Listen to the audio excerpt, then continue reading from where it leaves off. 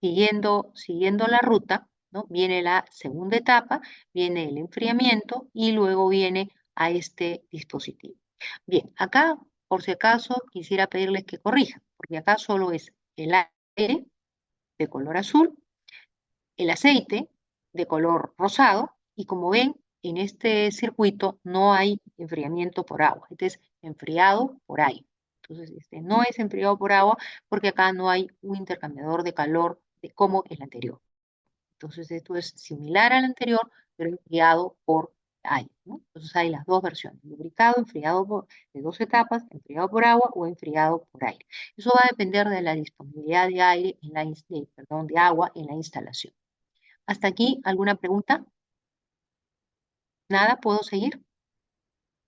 ¿Sí? ¿Sigo?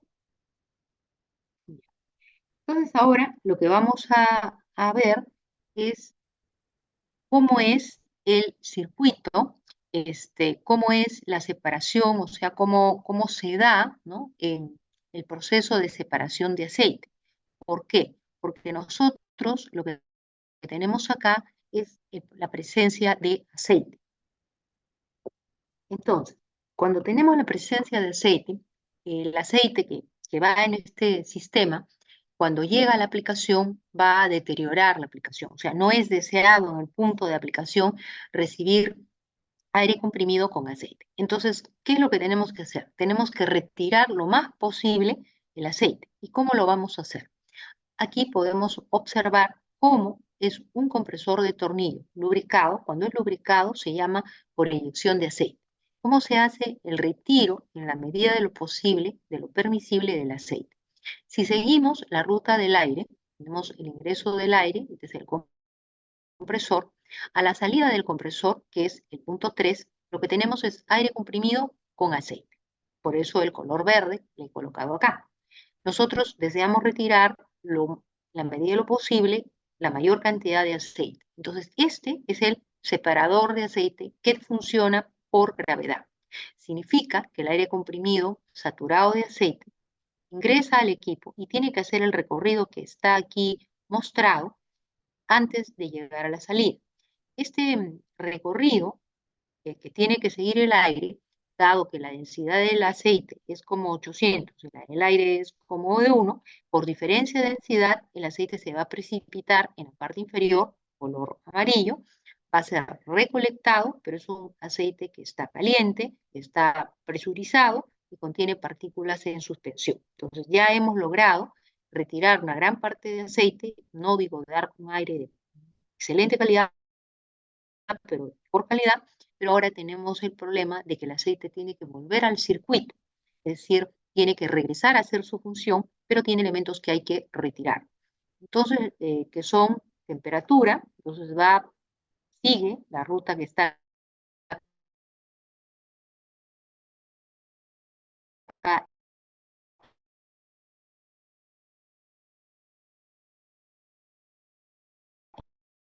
en la flecha y va a este intercambiador de calor, luego tiene que haber una expansión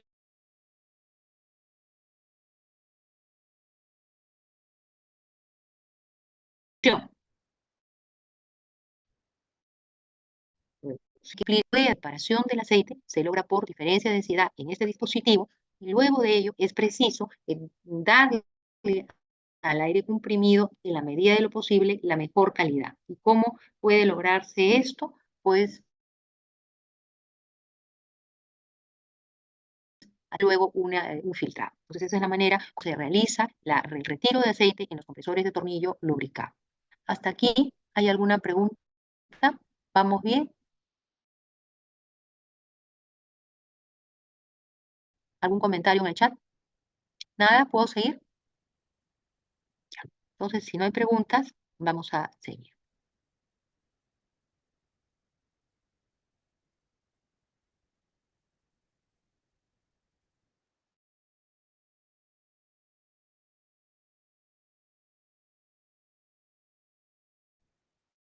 Desplazamiento positivo, pero que pertenecen al ámbito de los compresores.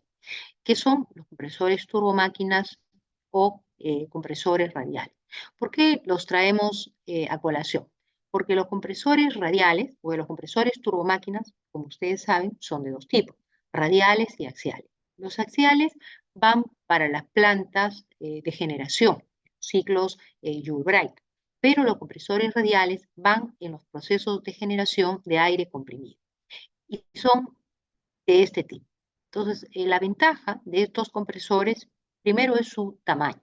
Son bastante pequeños, logran buenos incrementos de presión, pero son muy caros. Además, tienen otras ventajas, ¿no? Por ejemplo, es una muy buena opción para grandes potencias. No hay partes, digamos, que se desgastan, a diferencia del tornillo y del pistón. Son libres de aceite, o sea, ahí no hay la versión lubricada y la no lubricada. Y son pequeños, ¿no? Me refiero a la proporción del diámetro del rotor respecto al volumen de aire que va a manejar. Si nosotros hacemos la comparación con tornillo-pistón, son muy, muy pequeños, pero tienen dos limitaciones.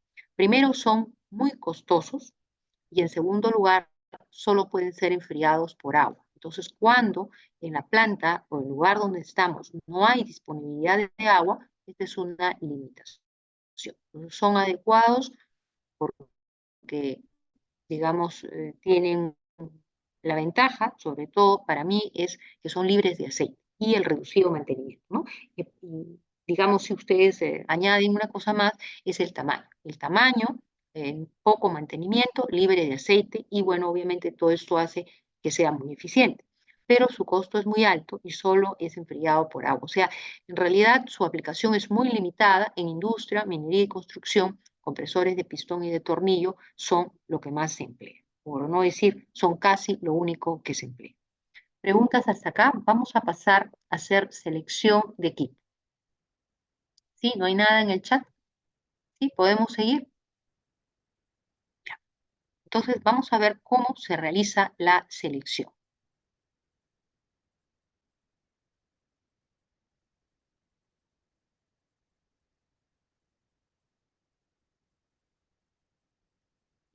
Primero hay que tener una idea de qué tipo de compresores tenemos. Les pediría que ubiquemos, vamos a primero a mirar en las tablas del curso dónde está esta información que voy a presentar. Voy a presentar compresores de pistón, voy a presentar compresores de tornillo y entonces para poder seguir vamos a ubicar la información en las tablas del curso. ¿Ok? Bien, en las tablas del curso, vamos a abrir la pantalla, nos encontramos,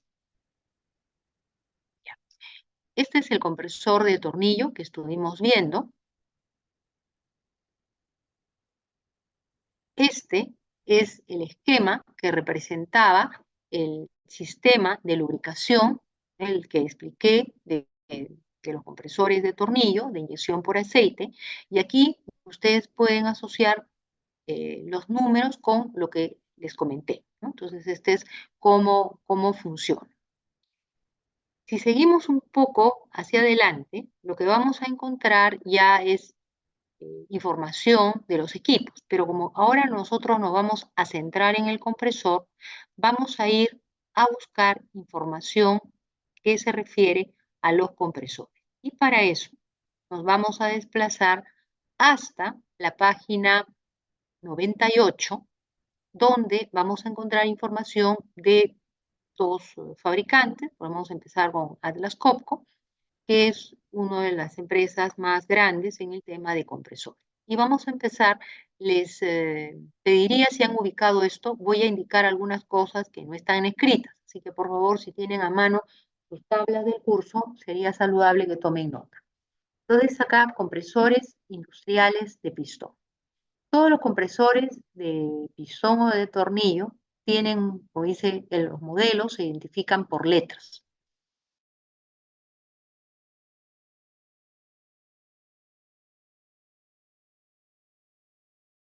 Entonces, de pistón hay la versión lubricada y la versión no lubricada.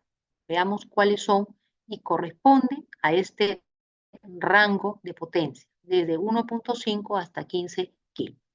Estas son las imágenes que corresponden a estos compresores, son compresores muy pequeños, y aquí viene la diferenciación. Por ejemplo, el LE es un compresor lubricado, o sea, un compresor con aceite. El LT también. El LF es un compresor exento de aceite. Entonces, si tenemos una aplicación que me pide calidad 1, por ejemplo, en aceite, definitivamente no puedo usar ni el primero ni el segundo. Tendría que usar el LF, o sea, el tercero. Adicionalmente, hay información que se refiere a la presión, como dice acá, y al número de etapas. Compresores, comentaba en la clase pasada, pueden trabajar hasta 10 bar con una sola etapa, pero en otros casos, a partir de los 6 bar, se recomienda trabajar con 2 etapas. Estos son compresores pequeños, no son de uso continuo, por consiguiente, se puede trabajar con una sola etapa. Se suele, digamos, llegar a la presión final con una sola etapa. Entonces, yo puedo llegar no haciendo un enfriamiento intermedio, sino directamente hasta 10 bar. Y las capacidades dice litros por segundo. Los compresores, aunque manejan un flujo compresible, refieren a las condiciones de operación y para selección en términos de presión y de caudal, no de flujo máximo. A diferencia, digamos, de lo que podrían ser compresores en los ciclos Joule-Brayton relacionados con generación de energía. Entonces, aquí en aire comprimido se habla de litros por segundo. Entonces, aquí lo que podemos apreciar, bueno, pueden leer ustedes las características, y a mí me interesa explicar lo que está aquí en la parte superior. Para ello, vamos a aumentar la dimensión. Aquí está el tipo de compresor. Entonces, acá tienen los modelos LF, LE, LT, pero antes, en la parte superior, están los rangos de presión. Entonces, aquí tenemos, dice, hasta 10 bar, porque tenemos nosotros aquí el modelo 2, el modelo 3, el modelo 5, el modelo 7 y el modelo 10. Y trabajan hasta 10 bar, pues presión máxima de trabajo. Entonces, 10 bar. Todos estos de aquí, los primeros, son hasta 10 bar. Los segundos son hasta 15. Y los terceros, ustedes observarán acá arriba, dice 20 bar y acá tenemos 30 bar. Entonces, hasta 10 bar, hasta. Entonces hay que leer lo que indica acá, dice LE, compresor alternativo lubricado de una sola etapa, diseñado para funcionar a una presión de 10 bar. Compresor alternativo lubricado con aceite de 2 etapas, que puede funcionar a 15, 20 o 30 bar. Entonces, cuando ustedes tengan que hacer la selección, tendrán que ver los niveles de presión para saber escoger si van a trabajar con uno de una etapa o de 2 etapas. Entonces, lo primero es el nivel de presión. El nivel de presión está asociado con las etapas y con el sistema de refrigeración. La presión se puede dar en términos de bares o en PSI. Luego dice FAT. FAT a presión de trabajo normal y a 1500 RPM. Y aquí dice FAT a presión de trabajo normal y 1560 Hz. ¿Qué es lo que pasa? Que yo puedo tener un sensor a 1500 RPM o a 1800, dependiendo de la tensión. Pero eso va a significar que al variar las RPM, por fórmula que se presentó en la clase pasada, lo que vamos a tener también es una diferencia en el caudal que se entrega. A mayor RPM, es el mismo compresor, es el mismo equipo, vamos a tener una mayor cantidad de aire entregado.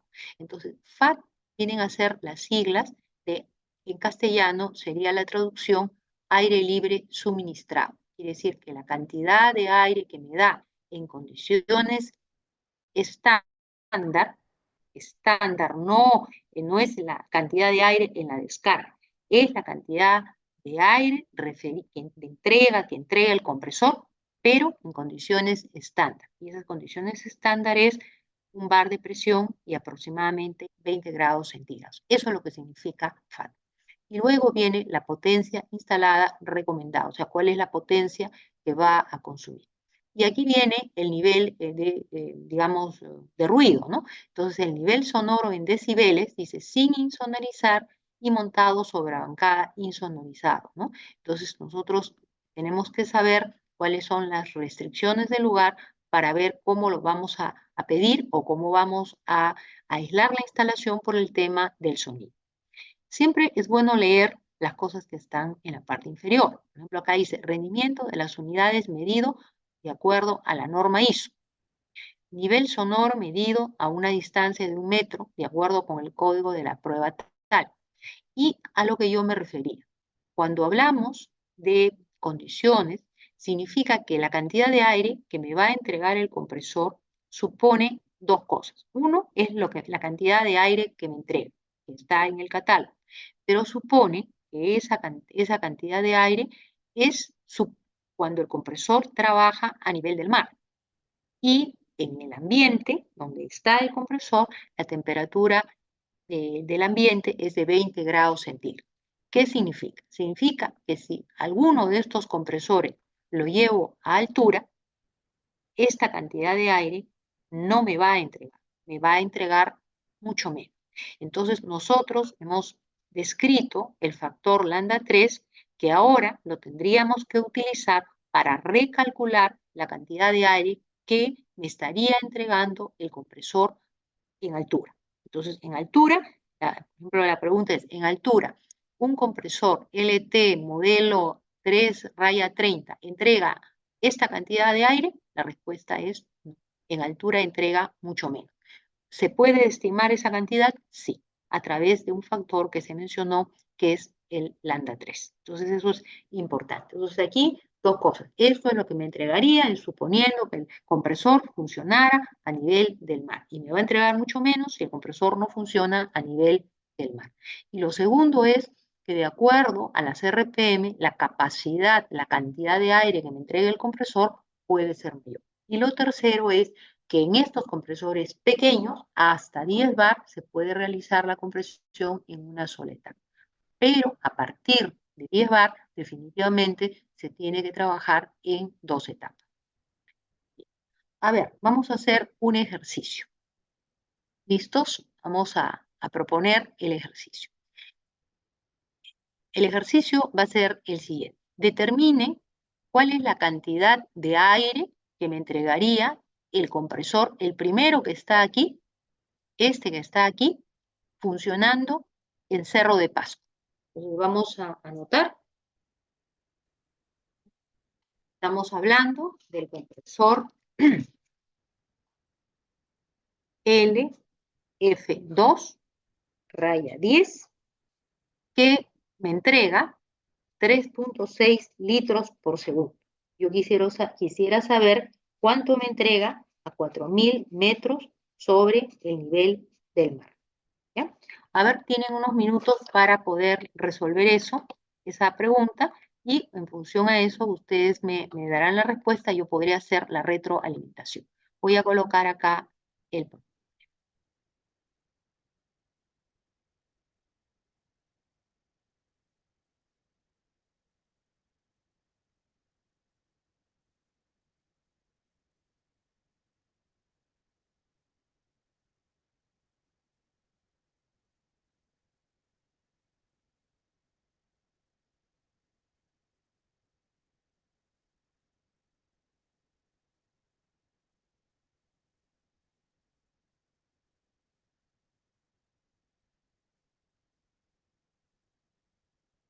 Entonces el compresor LF2 raya 10 entrega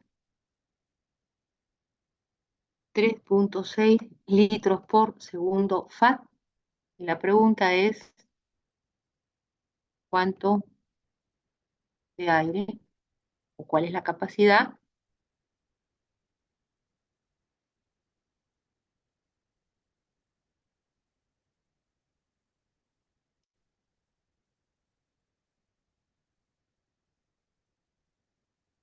Muy bien. ¿Sí?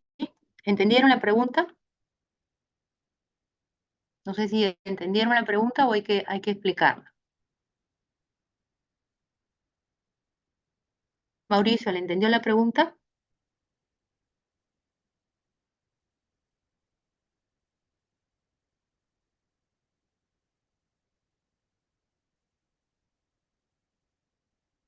Alania, ¿se encuentra? Sí, profesora, estoy aquí. A ver, ¿entendiste la pregunta, lo que hemos pedido? Ah, Más o menos, profesor, es que yo no pude ir a la última clase, así que no estoy seguro del factor lambda 3 y Ya, poco intenta entender en la ya, marcha. ya. Ok. ¿Quiénes de los que están presentes no han estado en la última clase? Para poder, de acuerdo a eso, explicar. A ver si levantan su mano, me cuentan y entonces yo les explico cómo se hace. Sebastián estuvo, Sebastián Alonso estuvo en la última clase. Buenas, profesora. Buenas Sí, sí, tardes. estuve. Ujú. A ver, intenta hacerlo y después vemos. Zárate del Castillo estuvo en la clase.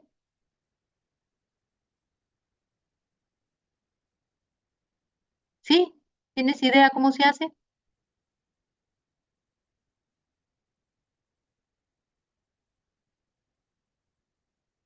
Más o menos, ya. A ver, vamos a tratar de ver cómo lo hace. ¿Ya? ¿Han ubicado el compresor? ¿Tienen el catálogo? ¿Han anotado los datos? Ya. Vamos a hacer lo siguiente. Vamos a ir a las tablas del curso. ¿Ya? Listo. Nos vamos a ir a donde se encuentra el factor lambda 3. El factor de corrección lambda 3 se halla, a ver en qué página se encuentra. No lo encuentro yo, acá. A ver, vamos a ir pasando. Si alguien me dice en qué página está lambda 3, me va a ayudar un montón para no estar buscando.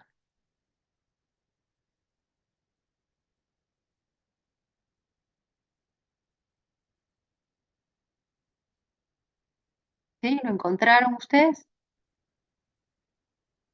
¿En qué página se encuentra el factor lambda 3? Vamos a recorrer un ratito. Acá no está. Está en la 64. Ya, en la 64. Gracias. ¿Ahí? Aquí Eh, estaba perdido. Ya. ¿Listos? El compresor que nosotros,